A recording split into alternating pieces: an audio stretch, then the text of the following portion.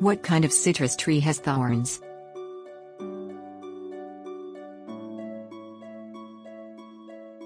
Many types of citrus trees grow thorns at some point during their growth period.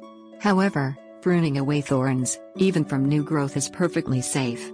Mature citrus trees, like lemons, limes and grapefruits, tend to grow thorns less frequently than newly grafted trees. Many different kinds of fruit-bearing citrus trees are known to be thorny. Some of the most common kinds to grow thorns include Meyer lemons, grapefruits, and key limes. Thorns often sprout on new grafts and fruiting wood. Juvenile plants grow thorns to protect themselves from grazing animals. Fruit growers who graft their trees should remove all thorns from the rootstock at the time of grafting.